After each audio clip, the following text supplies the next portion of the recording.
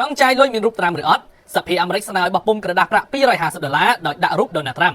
ក្នុងពេលថ្មីៗនេះសមាជិកសភារដ្ឋ South Carolina លោក Joe Wilson បានដាក់សម្ដៅលើសេចក្តីព្រាងច្បាប់ថ្មីមួយដើម្បីឲ្យធ្វើការបោះពុម្ពក្រដាសប្រាក់$250អាមេរិកដែលមានរូបលោកដូណាល់ត្រាំលើសាច់ប្រាក់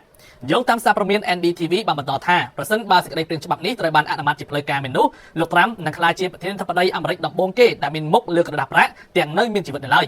សមាជិកសភាខាងដើមបានលើកឡើងនៅគំនិតនេះជាការឆ្លើយតបទៅនឹងបញ្ហាសេដ្ឋកិច្ចហៅថា Bidenflation ដែលជាបញ្ហាតាក់ទងទៅនឹងការកើនឡើងអតិផរណាអំឡុងពេលប្រទេសស្ថិតនៅក្រោមការដឹកនាំដោយលោក Joe Biden ជាក់ស្ដែងទៅអតិផរណាបានហក់ឡើងខ្ពស់ដល់ចំណុចកំពូល 9.1% ក្នុងឆ្នាំ2022និងបានធ្លាក់ចុះមកត្រឹម 3% វិញនៅឆ្នាំ2025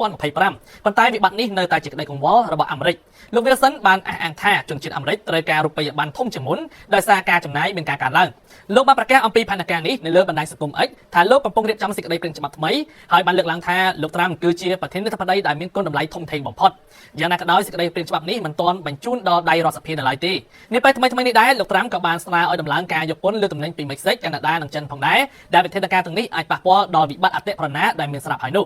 ក្រុមរដ្ឋាក្រោយទទួលដំណឹងនេះសាធារណជនមួយចំនួនបានរិះគន់ថាសំណើនោះគឺជាការខ្ជះខ្ជាយពេលវេលាឥតប្រយោជន៍ខណៈដែលអ្នកផ្សេងទៀតបានសម្ដែងការគាំទ្រឲ្យបោះពុម្ពក្រដាសប្រាក់$250នេះដោយលើកហេតុផលថាសាច់ប្រាក់នេះអាចមានប្រយោជន៍សម្រាប់ប្រតិបត្តិការផ្ទេរសាច់ប្រាក់ក្នុងចំនួនច្រើន